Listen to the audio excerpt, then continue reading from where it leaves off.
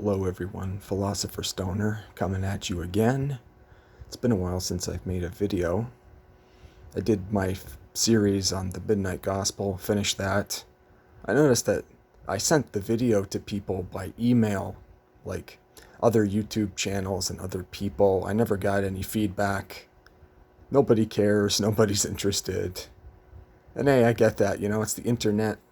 Our attention spans, I've been not accused, I've been diagnosed with ADHD, which is comorbid with this other thing that I'm convinced I have. I've done the tests that prove it with, it's called autism, high functioning autism, Asperger's syndrome. Oftentimes like I said, they're comorbid, so they're mistaken as the same thing.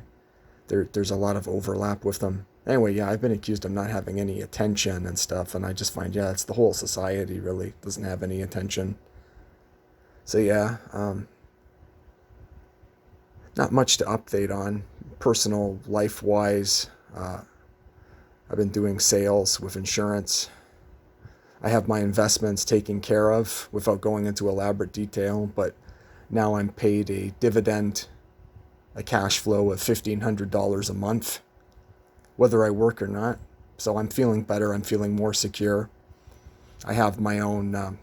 if things get really bad, which I keep reading stuff about food shortages and meat shortages and economic disaster and millions of people unemployed, and just everything that I read of a looming real estate and mortgage crisis, the 600 trillion derivative crisis in gold, all sorts of stuff that just bothers me, and going on and on and on about it. There's a lot of unhappy people in this world, and I think a lot of our problems, first and foremost, I'm an antinatalist. I don't think people should be having kids, but I would add the caveat that if you're going to have kids, you should at least build some kind of a nest, and you should teach your children, don't just give them a fish, teach them how to fish, right? That saying, right? You give a fish to a man for a day, he eats for a day, but teach a man to fish, he eats for a lifetime. But most of our problems are we're not teaching people how to be happy, that number one, people are not getting paid, and number two, people are not getting laid. Now, those are not the only things in life to do, right? There obviously, you can have some kind of spiritual path. You should have some kind of a mission and a vision in your life. You should have a purpose beyond yourself, it's like a goal, but it's a goal that doesn't have a definite time horizon, something that you can work towards. And part of this is also that you elevate yourself by elevating the people around you. That to elevate your wealth, you elevate your character. But on the whole, this society is just, we're going batshit insane. I was watching two things I want to talk about. I was watching the show with my father. It's on Netflix. The Alt-Right. Now, I'd read about these guys before. Lots of stuff about them. But just all the protests and their rallies and stuff. And then all the violence. And a video of a guy in a car running people over. And people getting killed in fights and all of this. And it just really made me realize the glue that's keeping this civilization together is falling apart. And I, like I said, I liken it to this problem that we're not teaching people how to be as individuals, also have self-discipline, self-reliance, and how to get paid and how to get laid. And I believe if we taught people those things, maybe the world would improve, maybe the world would be a happier place. I don't know.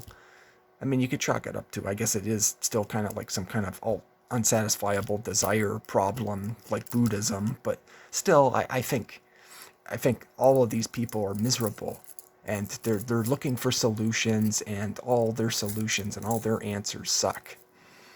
That people go on and on and on about Donald Trump, and he's a symptom of the problem. I don't like Trump, but my political opinions I'm not on the spectrum.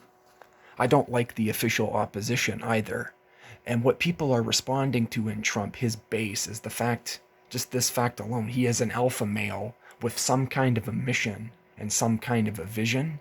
Although his vision and mission, I would say, well, they're kind of lame. They're kind of like this typical conservative, going back to the 1950s uh, kind of vision, this sort of mediocre vision. But it's the only vision on the table for the states. All the alternatives are not visions or missions, and it's like this is the problem of the left and the right too, is that it's like the German philosophers, the idealists, Nietzsche, Schopenhauer, Marx, all the other ones. They were very good at pointing out the problems, but never really providing any of the solutions. Never really coming up with the answers. And it's like people don't have any place to go. And they're frustrated and they're unhappy and they don't know why. So they get together in these groups, these little tribes, these little cliques, and they'll be like, my tribe's better than your tribe, and my tribe's better than your tribe, and it's all tribalism, it's all collectivism, it's all thuggery, it's all people being violent, whatever. But I'm in a privileged position. I have money, I have a place to live, I have food in the fridge. I was born white. Yeah, I get that I'm privileged. I've had advantages, but I had this high functioning autism thing that I do have a perspective on life that's kind of like an outsider, kind of like the ugly girl at the dance kind of thing. And I've, been thinking, there was, yes, with the alt-right, I was watching it and I pointed out to my father, there's this party that they talk about. Well, it's not really a party, but it's like an intellectual, like a seminar conference thing called American Renaissance. And the logo for it is this Ionic Greek column with a sun. And then in the back, a black circle behind the sun. And they're sort of, the two circles are sort of overlapping each other. And I said to him, it's this symbol that the Nazis used, a very obscure symbol, right? Everybody knows the swastika. Everybody knows what that looks like. But this symbol, it's called the black sun. And you can Google it, and then you just Google and you look on images. I'm not going to show it in this video. I could do it on my laptop and record the screen, but I don't want to. I don't think it's necessary. If you really give a shit, you'll do it. Google it, the black sun. And it's an obscure symbol, and it was in my other presentations that I did on the Midnight Gospel, this idea of a Saturn death cult. And then at some of the rallies, they showed like videotape footage of these alt-right people. They have like little shields that actually have this symbol. But it's a very obscure symbol. Not a lot of people know about it. And it's their way they can sort of pretend they're not Nazis, but they really are Nazis. Like, and yeah, it's dark. It's like, yeah, there are Nazis again. There are anarchists again. There are people with guns in the streets. There are people getting killed by cops. There's all these fucking problems, and the glue is starting to come. Like, we've enjoyed, at least in the West, at least 50 years of relative prosperity, and we had, well, my grandparents, the greatest generation, were like a bulwark preventing another world war from happening. Like, we've had lots of wars, like proxy wars and stuff, but they were keeping a lot of the excesses at bay. They had gone through the Great Depression. They had gone through World War II. They'd gone through all this bullshit. They like I said, they were like a bulwark, but all those people have died, and it seems as if, yes, history, it really is just repeating itself once again and again and again, and over and over and over again, and it's very sad. Very sad. So yeah, look into that, the black sun, and I don't know. And my dad gave me this weird look. He didn't quite.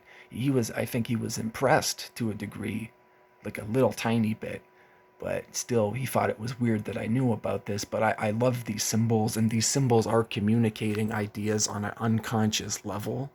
They're powerful. I talked about this in my Midnight Gospel series. They're communicating unconsciously, subconsciously. And it's like a code, and it's like this hidden language. And my personal belief is I don't like these alt-right people. I don't like the alt-left people. I don't like any of them. But I feel that it shouldn't be censored either. Like, it should be, people should read Mein Kampf, that you should read what you're going to criticize, right? To study it, to say, never again. Let's not do this ever again. And you should also study, history and study these things. There was a book I read when I was like late teenager. I must have been like 19 at the time. This other very it's a book that's banned in a lot of places, and you can find it at a lot of these far right like gun shows and stuff. It's called the Turner Diaries, and it's a very weird. It's a very very weird. It's a very disgust like yeah. I don't know how to describe it, but it's like it's the story about this guy that joins like this. It's almost like that movie Red Dawn. It's like a militia, and describing how the society is decaying and collapsing, and there's all these black people and Hispanic people and Jews that are corrupting the society and that are evil and wicked and poison, and they basically kill all of them, and then they have all the white people take over, and they start this new like state province in America, and then the rest of the country's burning and falling apart. And yeah, it's a extremely racist. It uses all sorts of racial slurs. It's a very bad book.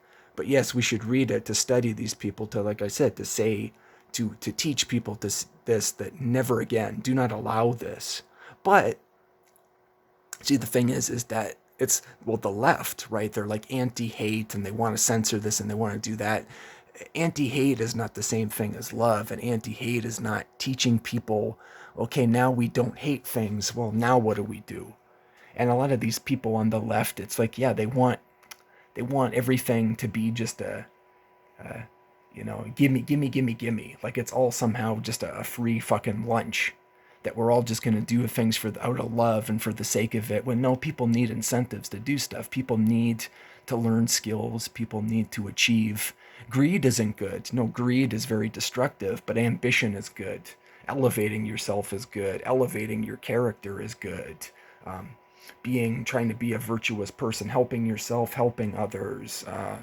But again, with a rational self-interest tied to it too, that it's everybody benefits in a mutually beneficial way. And I think a lot of these problems would go away, yes, if we taught more, if we had more, alpha males that were authentically alpha, not in like the way that Snoop Dogg or Dr. Dre are alpha, but with like a legit, a mission, a vision, a quest, a desire to do something, to change something. And I suppose a lot of my pessimism over the years has just been this sort of defeated idealism. I guess I was always just really an idealist, I suppose. So yeah, that's it for that part of the rant. The second thing I wanted to talk about was this other, well, it's a show on Netflix, Altered Carbon.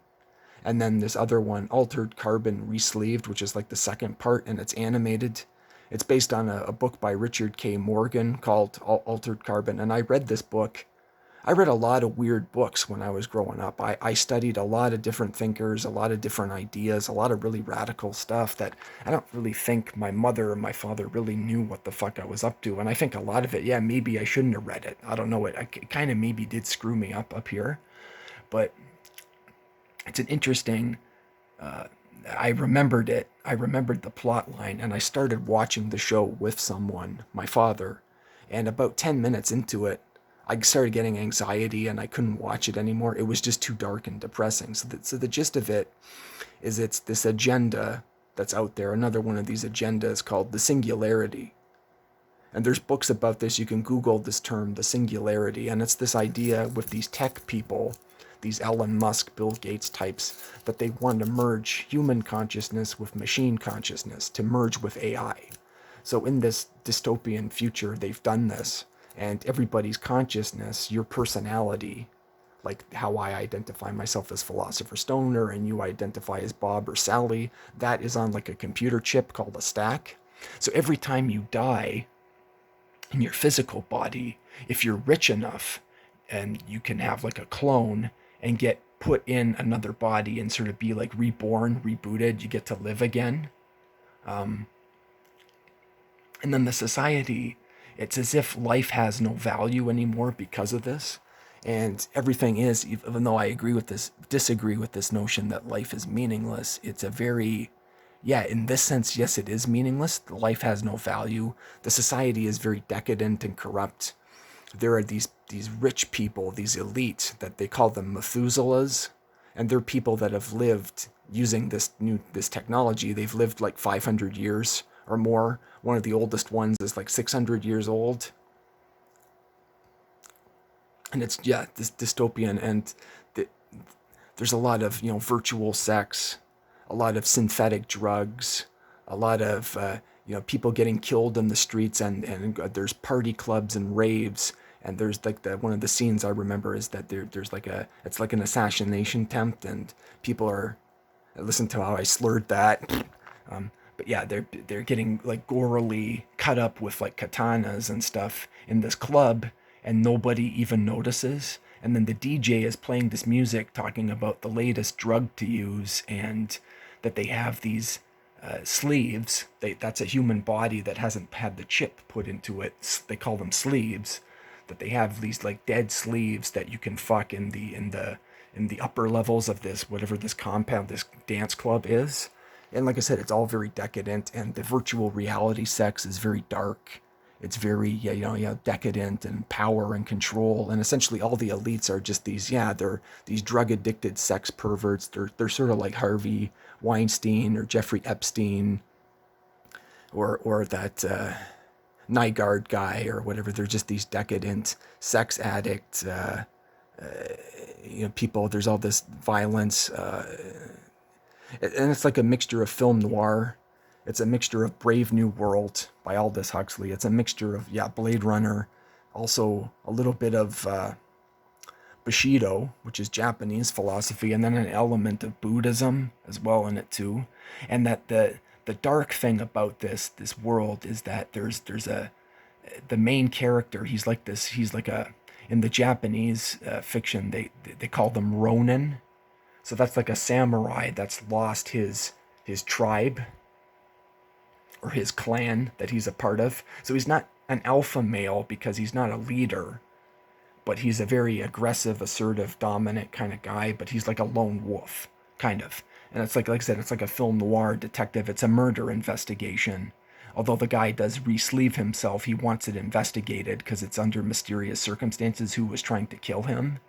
And anyway, so yeah, he's this dark Ronin character. He's amoral. He's not a moral person. He's killed people and stuff, and he's into the virtual sex and all the stuff. But the realization of him and this other character, this woman that he's helping in this investigation, is that they don't want to be re-sleeved anymore.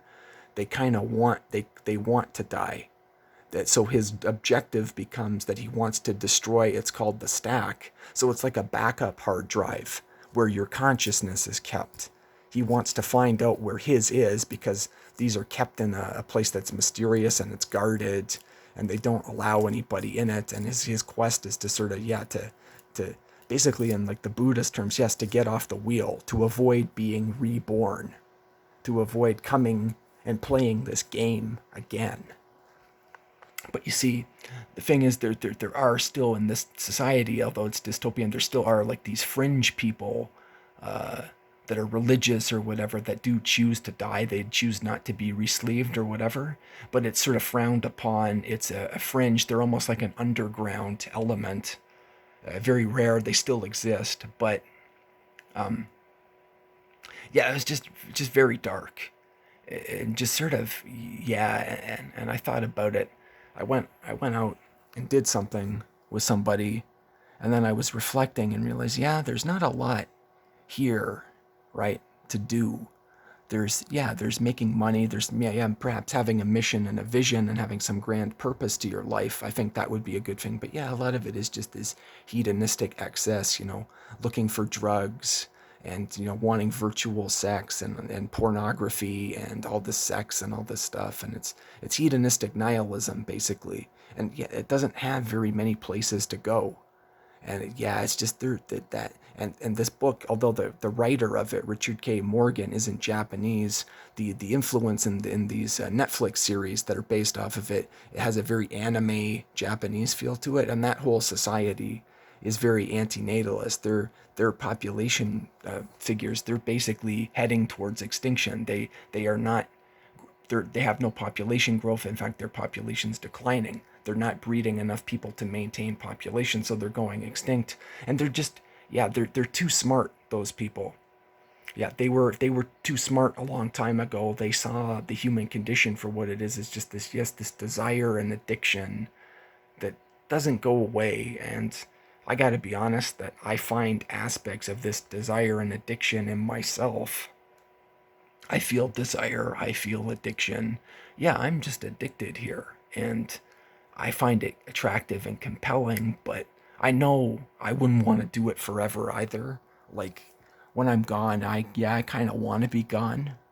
Like yeah, like but but I still think that I can do something while I'm here, try to make the world a better place, or at least find some semblance of happiness, like in my own, gratification. I've been sort of, well, not going off the rails, but just without going into detail, trying to enjoy myself a little bit more. But it is all just crap. Like yeah, I feel that what's going to happen is in the fall.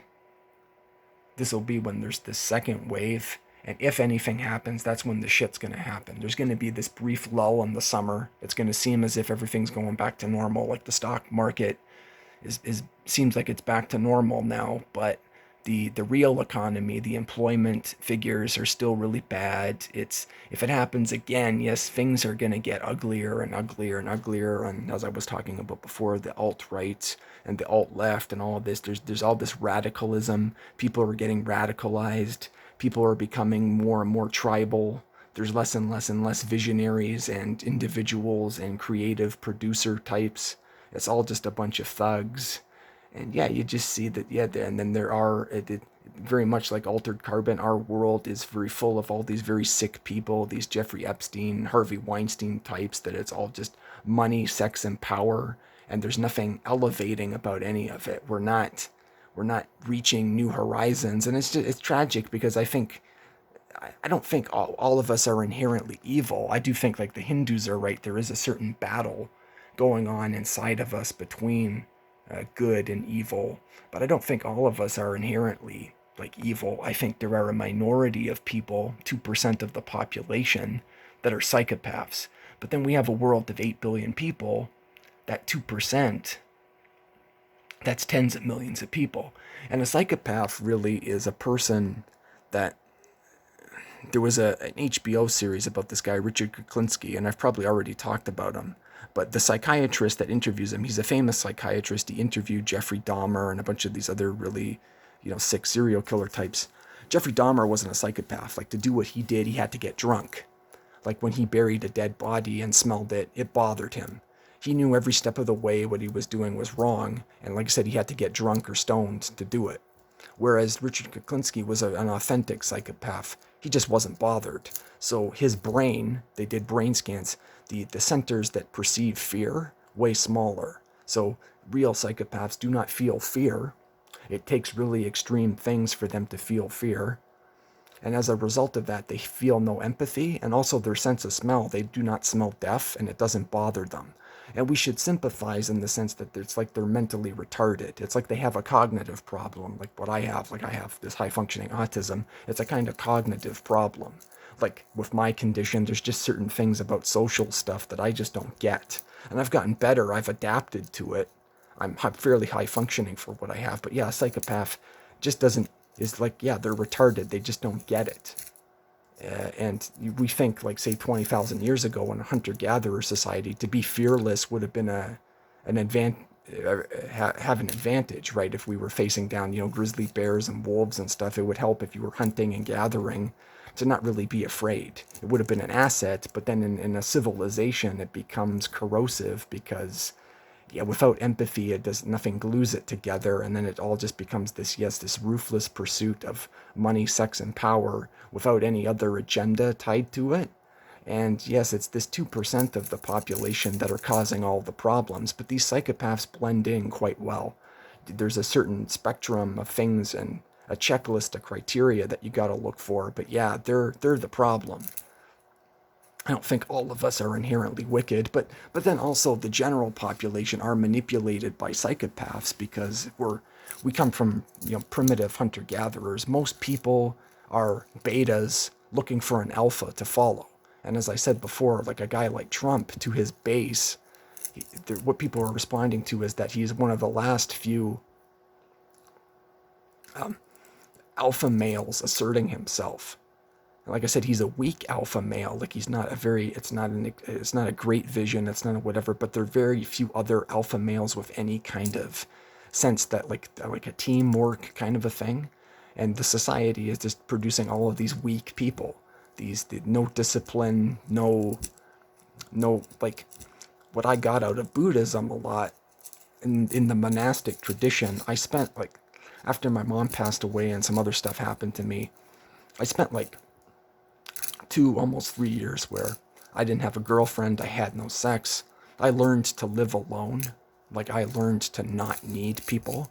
And there were times when I was very lonely, but due to my autism, I'm a very introverted person anyway. Like the loneliness and isolation doesn't bother me. But it got to a point where I was like, no, this has to change because I'm going to need to survive as long as I'm alive, and I'm going to need to have some kind of social skills to make money and stuff. And that's what I'm working on. Like I said, I'm in sales and I'm trying to learn how to sell stuff and improve my social skills to make more money, because we have to make money to live in this world. But, right. So yeah, it's just, people are just betas. And beta is being used in the sense the alt-right used the beta term to refer to anything that is an alpha, but really beta is just second place. Really beta isn't that bad of a spot, right? So there's the alphas, that's number one, that's on top. Then the betas are like the second in commands, then the deltas, then the gammas, then the omegas and the epsilons. Those are the lowest. It doesn't really matter. Nobody really gives a shit what you are. But yeah, like an authentic beta is just a second demand. They're like the second mate. They're like a captain. They have some confidence and leadership ability, but they're not visionaries. They're not moving things forward. They are not a Nikola Tesla or a Thomas Edison or a Leonardo da Vinci or a Michelangelo. They are not a Napoleon. They are not steering the ship forward in a new direction and changing things and coming up with interesting ideas and whatever. They're getting scarcer and scarcer and scarcer, and people don't have these skills, the stuff that I've talked about. And like I said, people are angry and frustrated, and it's going to get a lot worse. Like with people with no jobs and no skills and no competence, yeah, there's going to be a lot more crime. There's going to be a lot more gangs. There's going to be a lot more social unrest. I'm getting ready. I have my plan figured out that if things get really ugly, like if there's no electricity, no power, no food, that kind of thing, yeah, I'm checking out of here. But I'm going to hold on. I still have an okay life, so we'll see how things go. But yeah, like these things just got the two things, the alt-right and this altered carbon thing, got me thinking about the human condition once again. And yeah, I'm still, my worldview is still pretty dark, but I don't know. You can just see that there's this potential. We could be doing, this world could be a heaven, and we turn it into a hell, and it's just such a, yeah, it's just such a waste. Just such a waste. But you know, that's just me. So yeah, I've been talking for almost half an hour here, so that's enough of a rant. So, Philosopher Stoner out.